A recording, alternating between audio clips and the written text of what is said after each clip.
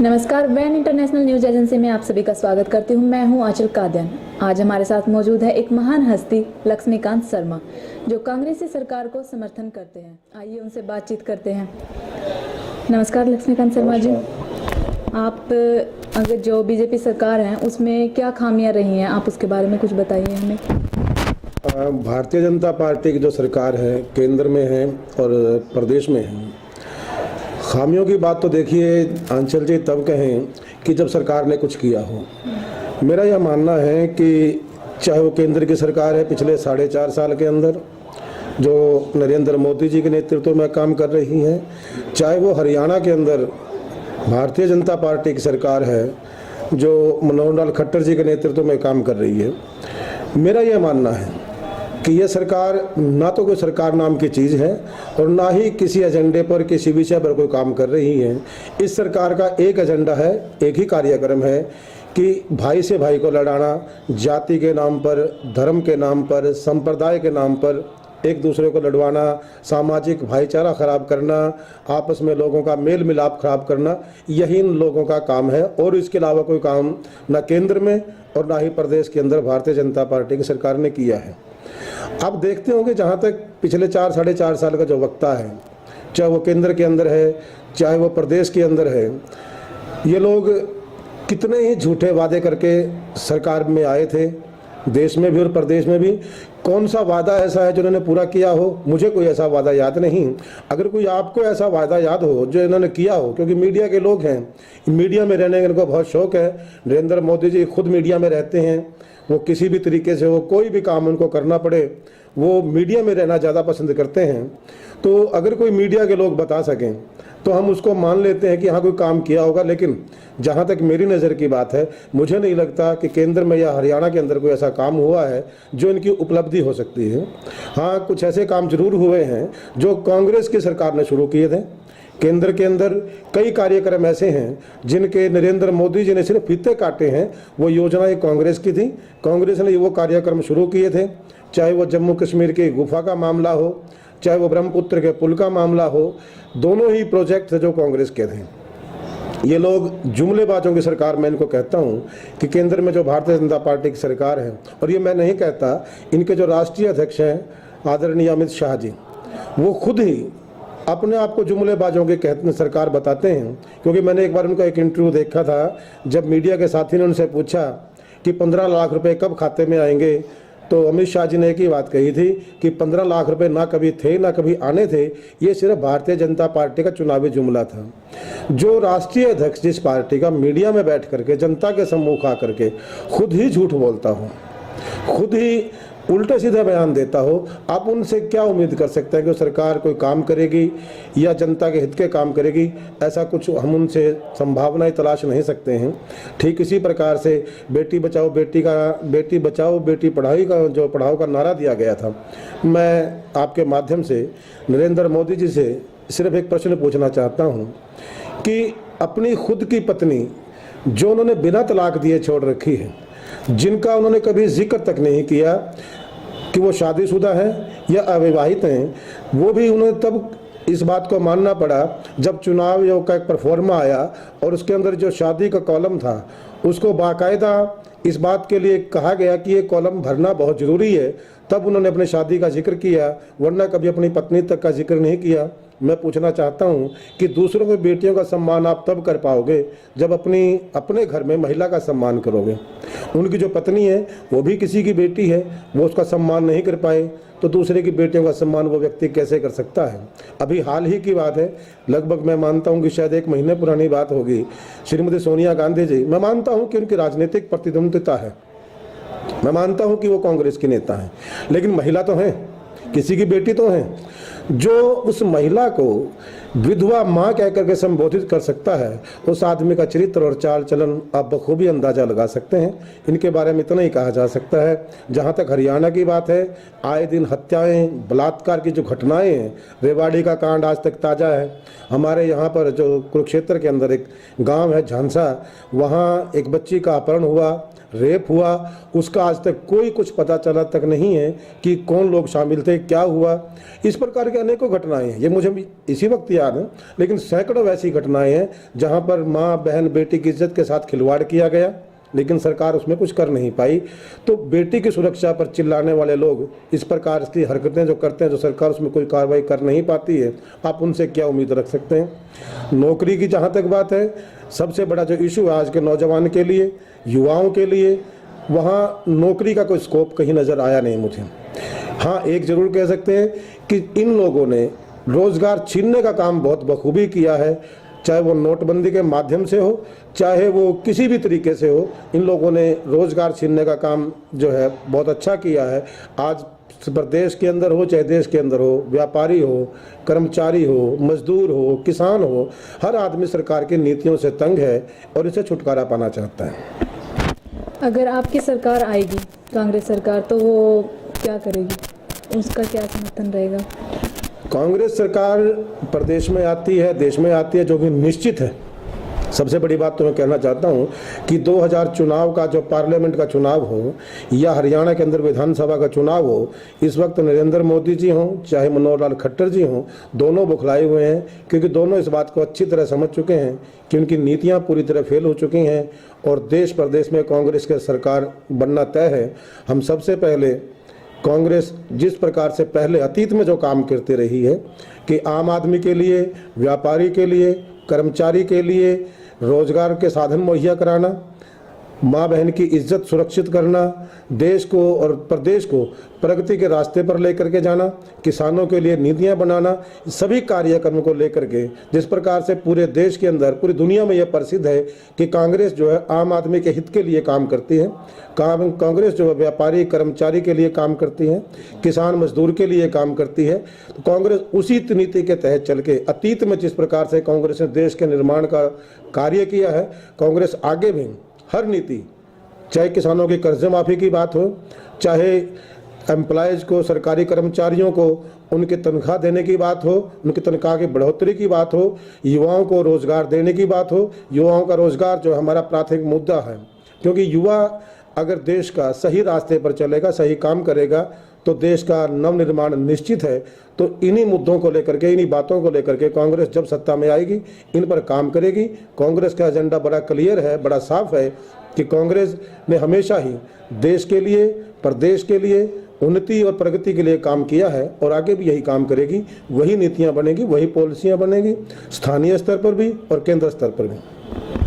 आपके अपने शहर की बात करते हैं, थानेसर में आप प्रमुख दावेदार के रूप में खड़े होंगे।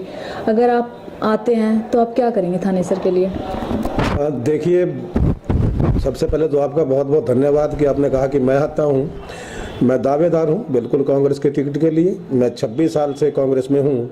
मैंने युवा कांग्रेस में अध्यक्ष पद पर काम किया जिला में, मैंने कांग्रेस सेवा दल में काम किया, जिला कांग्रेस कमेटी में और प्रदेश कार्यकारिणी में मैं काम कर चुका हूँ। अभी हाल में मैं इंद्री विधानसभा का इंचार्ज हूँ। पार्टी के अध्यक्ष आदरणीय डॉक्टर अशोक तंवर जी ने मेरी इंद्री में ड्यूटी लगाई हुई है।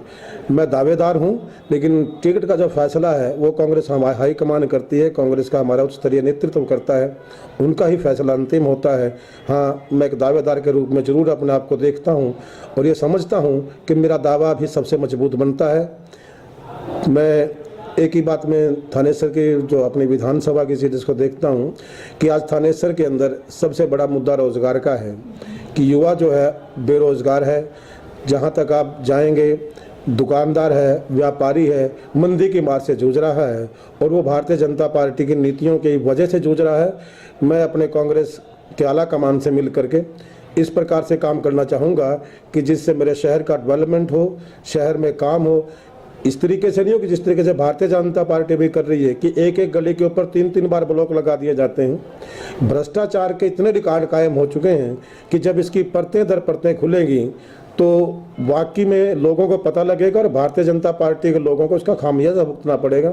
मैं सबसे पहले ये बात जरूर कहूँगा कि अगर पार्टी मुझे मौका देती है और जनता यहाँ मेरा साथ देती है, मैं मानता हूँ कि थानेसर की जनता बिल्कुल पुरजोर रूप से मेरा साथ देगी, तो मैं सबसे पहले जो कुरुक्षेत्र और थानेसर की बात है, यहाँ से भ्रष्टाचार जो इन 4 सालों में 4.5 साल के अंदर जो भ्रष्टाचार हुआ है इस विधानसभा के अंदर, मैं उसका पर्दाफाश जरूर करूंगा। लोगों को जो हकीकत है लोगों के सामने लेकर के आई जाएगी। इसके अलावा शहर के डेवलपमेंट के लिए, शहर के विकास के लिए, प्रगति के लिए जो भी योजनाएं बनेंगी वो तत्काल उस वक्त के हिसाब से बनाई जाएंगी। युवाओं का रोजगार, दुकानदार, व्यापारी, कर्मचारी का भला, उसके लिए जो है रोजगार के साधन उपलब्ध करवाना मेरी पहली प्राथमिकता होगी। जींद के उपचुनाव की बात करते हैं। अंशुल सिंगलाल जी ने बीजेपी का साथ छोड़ के कांग्रेस का समर्थन किया, इसके बारे में आप कुछ बताना चाहेंगे?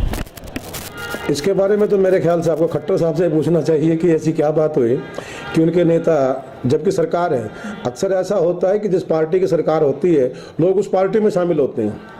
आज तक तो ये देखा गया, ये पहली दफ़ा मैं देख रहा हूँ कि जिस पार्टी की सरकार है उस पार्टी के जो लोग हैं, उस पार्टी के जो नेता हैं, वो सत्तारूढ़ पार्टी को छोड़ करके अपोजिशन में शामिल हो रहे हैं। मेरे ख्याल से इससे बड़ी और कोई बात हो नहीं सकती। और जींद के अंदर चुनाव नहीं है, सेमीफाइनल, ये कांग्रेस ने इसको नहीं कहा, ये भारतीय जनता पार्टी के लोगों ने इसको सेमीफाइनल बनाया।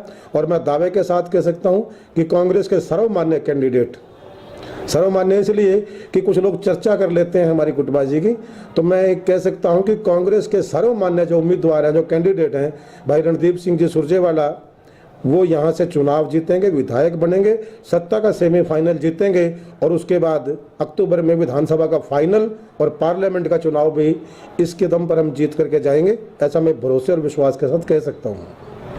अंशुल सिंगला के आने से सुरजेवाला जी मतलब बड़े कॉन्फिडेंस से बोलते हैं कि हमारी सरकार जीतेगी, ऐसा क्यों है कि उनके आने से ही इतना कॉन्फिडेंस क्यों? पहले नहीं था क्या उन्हें अपने आप पे कॉन्फिडेंस? देखिए ऐसी बात नहीं है। रणदीप सुरजेवाला जी जो है फुल्ली कॉन्फिडेंट आदमी हैं, वो बहुत सुलझे हुए नेता हैं। वो हमारे अखिल भारतीय युवा कांग्रेस के अध्यक्ष भी रहे हैं, प्रदेश के कार्यकारी अध्यक्ष भी रहे हैं, हरियाणा सरकार में मंत्री भी रहे हैं। बहुत सुलझे हुए नेता हैं और कॉन्फिडेंस तो उनकी रग रग में कूट कूट के भरा हुआ है, जमीन से जुड़े नेता हैं। हाँ, अंशुल सिंगला जी की बात यह है कि जब भी कोई साथी आता है, मैं एक बात मानता हूँ हमेशा से, अगर मेरे साथ कोई 4 आदमी जुड़ेंगे तो निश्चित तौर पर मुझे लाभ तो करेंगे ही। तो वही बात रणदीप जी के लिए है कि अंशुल सिंगला जी आए हैं, हम भाई अंशुल का स्वागत भी करते हैं कि वो भारतीय जनता पार्टी कि जो भ्रष्टाचार रूपी सरकार है, भ्रष्टाचार में डूबी सरकार है, उसको छोड़ करके आए हैं। और ये अपने आप में एक बड़ी बात है। उनके आने से निश्चित तौर पर कांग्रेस को मजबूती मिलेगी और कांग्रेस में भी उनको भी मान सम्मान मिलेगा, ये बिल्कुल निश्चित बात है, मैं दावे के साथ कह सकता हूँ। आप अपने थानेसर की जनता के लिए और बाकी भी जनता के लिए कोई प्यारा सा संदेश देना चाहेंगे?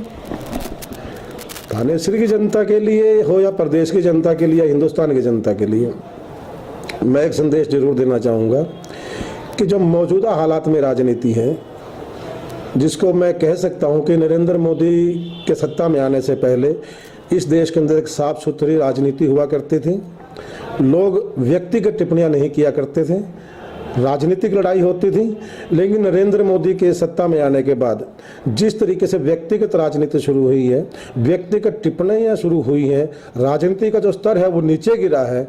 मैं इस देश की जनता से, प्रदेश की जनता से और थानेसर की जनता से अनुरोध करना चाहूँगा, यह आह्वान करना चाहूँगा कि सबसे पहले आप हिंदुस्तान के बारे में सोचिए कि देश का भला कौन कर सकता है, राष्ट्र किसके हाथों सुरक्षित है, कौन आदमी कैसी राजनीति करता है। एक आदमी ऐसा है जो प्रधानमंत्री होने के बावजूद भी अभी भी उसी एहसास में जी रहा है कि वो प्रधानमंत्री नहीं है और एक आम आदमी है। मैं मानता हूँ कि प्रधानमंत्री और आम आदमी एक बात है, मगर आप पद की गरिमा को बनाए रखना भी आपका कर्तव्य होता है। पद की गरिमा सबसे बड़ी होती है। आज मैं आपके बीच में हूँ, एक दोस्त के नाते, एक साथी के नाते आपके बीच में बैठा हूँ, लेकिन कल को अगर जनता मुझे चुनती है, मुझे यहाँ का विधायक बनाती है, तो मैं ये तय है कि सारे साथी हैं, मिलकर के काम करेंगे, साथ रहेंगे। लेकिन जो पद है, जिसकी गरिमा बनाए रखना भी मेरा दायित्व होगा। तो मैं जनता से अनुरोध करूँगा, थानेसर हो, चाहे प्रदेश हो, चाहे देश की जनता हो, वो एक काम जरूर करें आने वाले चुनाव में कि जिस भी प्रत्याशी को वोट करें, कम से कम उसकी संस्कृति देख करके, उसका चरित्र देख करके और ये देख करके कि व्यक्ति की इसकी जो भाषा है, क्योंकि भाषा एक ऐसी चीज़ है, आप भाषा से मन की बात को बहुत अच्छे तरीके से पढ़ सकते हैं। तो भाषा का जरूर ध्यान रखें, संयम से देखें कि कौन आदमी क्या बोलता है और क्या कर सकता है। जाति पाति से उठ करके, भाई भतीजावाद से ऊपर उठ करके जो भी वोट करने जाएं, आप ये देखें कि देश का भला, प्रदेश का भला और विधानसभा का भला, पार्लियामेंट का भला कौन व्यक्ति कर सकता है, इस बिना पर वोट करने जाएं, ना कि जात पात के नाम पर, धर्म के नाम पर, मजहब के नाम पर इस भारतीय जनता पार्टी के बहकावे में आकर वोट ना करें, बल्कि वोट करें अपने ज़मीर से, इस देश के लिए, प्रदेश के लिए और विधानसभा के लिए। आपने इस संदेश में एक बात कही कि वोट वो सामने वाले का मतलब चरित्र देख के करे।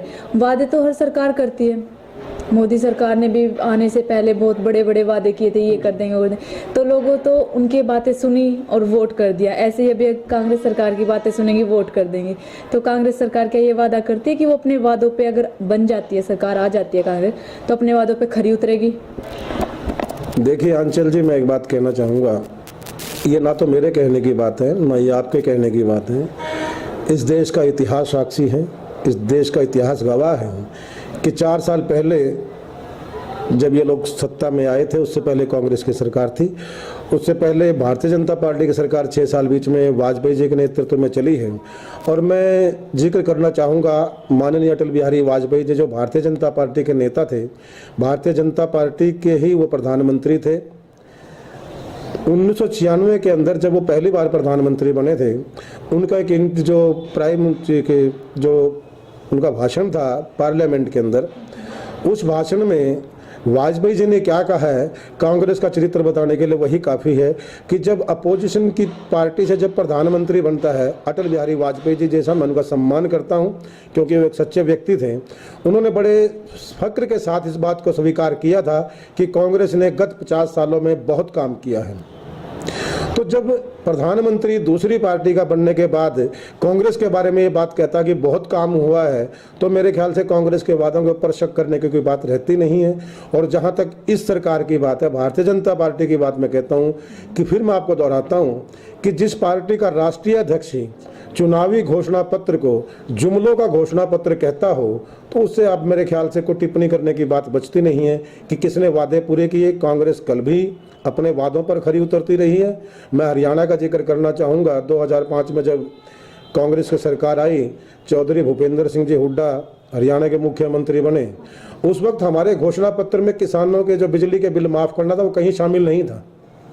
हमने घोषणा पत्र में शामिल नहीं किया था, हम उनको कर सकते थे लाभ लेने के लिए, लेकिन कांग्रेस ने ऐसा नहीं किया, बल्कि बिना घोषणा पत्र के, घोषणा पत्र से बाहर जा करके चौधरी भूपेंद्र सिंह हुड्डा ने उस वक्त जो किसानों के कर्जे माफ़ किए कांग्रेस पार्टी ने, वो मेरे ख्याल से अपने आप में एक मिसाल था, एक उदाहरण थी।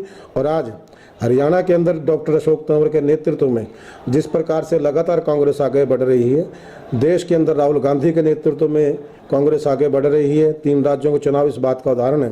मैं दावे के साथ कह सकता हूं कि बिल्कुल कांग्रेस अपना हर वादा पूरा करेगी, वो जो घोषणा पत्र में शामिल होगा वो भी, और उसके अलावा कोई चीज़ें ऐसी होती हैं जो घोषणा पत्र में शामिल नहीं होती, लेकिन वो बाद में इशू उठ जाते हैं।